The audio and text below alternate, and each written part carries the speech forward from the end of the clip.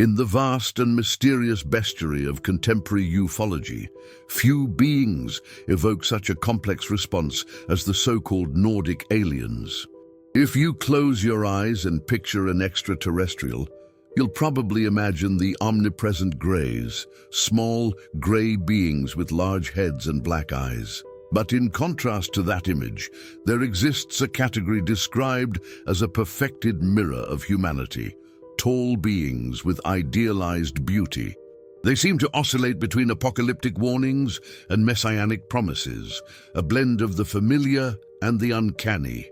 Their physical description has stayed consistent for decades, humanoids between 6 and almost 8 feet tall. Their skin is pale or lightly tanned, their hair blonde or platinum, and their eyes light, blue, golden or green. Witnesses describe an otherworldly perfection and a piercing gaze that provokes fear or reverence. Their origins trace not to the Cold War, but to mystical ideas from the 18th and 19th centuries. Swedish mystic Emanuel Swedenborg described inhabitants of other planets as humans in different spiritual states. Later, Helena Blavatsky's theosophy introduced the idea of tall extraterrestrial masters with noble features. The major ufological turning point came in the 1950s with contactee George Adamski. He claimed to meet a being named Orthon, an extraordinarily beautiful blonde figure who issued a telepathic warning about atomic weapons.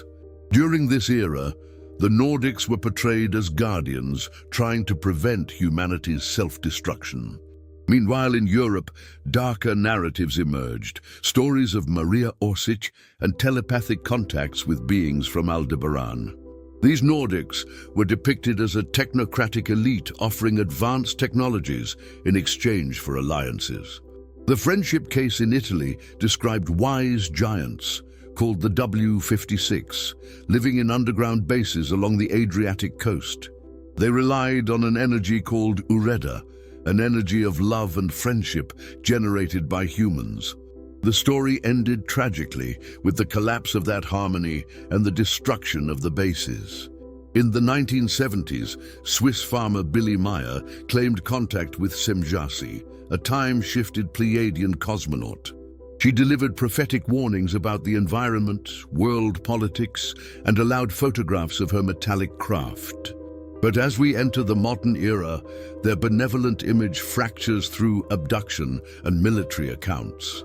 In 1975, Travis Walton encountered smaller, frightening beings, then a tall, blonde man with golden eyes.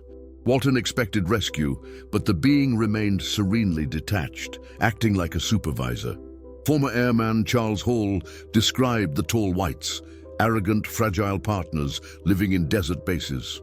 They used glowing protective suits, levitation, and pencil-shaped weapons capable of killing instantly. To them, humans were inferior, intelligent pets tolerated only for logistics and security.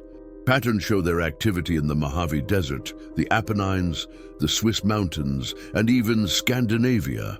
Whether they come from the Pleiades, Aldebaran, or our own fears and desires, Nordic aliens challenge our understanding. They force us to look into the cosmic mirror and ask if our future lies among the stars. Thus, will we meet strangers out there, or more evolved and perhaps more dangerous versions of ourselves? Now tell me, what do you think exists out there? Don't forget to like and subscribe.